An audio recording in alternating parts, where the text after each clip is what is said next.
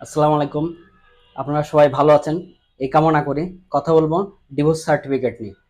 এই ডিভোর্স সার্টিফিকেটটা আসলে তখনই বেশি লাগে এবং মূলত এই কারণেই লাগে যে আপনারা বাইরের কোনো দেশে যাবেন এবং আপনাদের যে বিবাহ হয়েছিল এবং তারপরে যে ডিভোর্স হয়েছে সেই ডিভোর্সের প্রমাণপত্র বাইরের কোনো দেশ চেয়ে থাকে যে আপনারা যে ডিভোর্স দিয়েছেন এটার সত্যতা বা একটা ডিভোর্স সার্টিফিকেট আমাদের জমা দিন। তখনই মূলত আপনাদের ডিভোর্স সার্টিফিকেটের প্রয়োজন হয়। এখন ডিভোর্স সার্টিফিকেটটা আপনারা কিভাবে বানাবেন?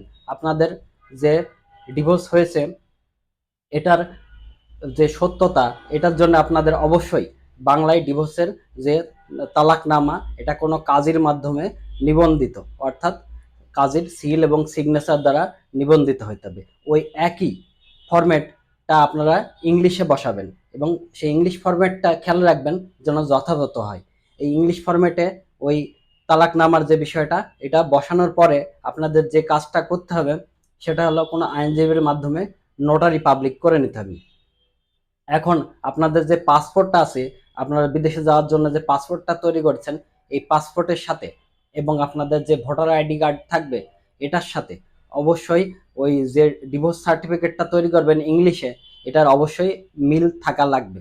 এবং আপনাদের পাসপোর্টে যদি স্বামী, আপনি যদি পুরুষ লোক হন, আপনার যদি স্ত্রী থেকে থাকে, কিংবা আপনি যদি স্ত্রী লোক হন, আপনার যদি হাজবেন্ড থেকে থাকে, ওই আগের যে হাজবেন্ড বা আগের যে স্ত্রী যাই হোক না কেন ওনার নাম যদি আপনার ওই পাসপোর্টে যে বিষয়টা এই পাসপোর্টে যদি থেকে থাকে তাহলে অবশ্যই আপনাদের যেটা করতে হবে কাউন্টার হিসাবে নোটারির পরে, নোটারি যে আইনজীবীর মাধ্যমে করবেন এই নোটারির পরে আপনাদের উপযুক্ত অর্থাৎ ফার্স্ট ক্লাস ম্যাজিস্ট্রেট কারোর সাথে কাউন্টার যে সিল এবং সিগনেচার এটা আপনারা নিয়ে রাখবেন। এরপরে আপনারা অ্যাম্বাসিতে এই ডিভোর্স সার্টিফিকেটটা দাখিল করতে পারবেন এবং আমি আশা করছি এতে আপনারা ডিভোর্স সার্টিফিকেটের যে কার্যকারিতা বা ফলাফল এটা পাবেন। এবং অনেক অ্যাম্বাসি এক্ষেত্রে ডিভোর্স সার্টিফিকেটের সাথে সাধারণত এভিডেভিট এভিডেভিটটা চেয়ে থাকে।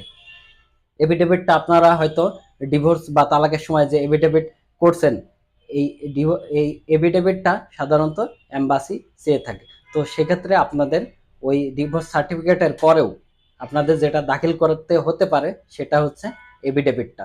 এভিডেভিট অনেক এম্বাসি চায়, আবার অনেক এম্বাসি বলে যে এটার দরকার নেই, শুধুমাত্র ডিভোর্স সার্টিফিকেট হলে চলবে।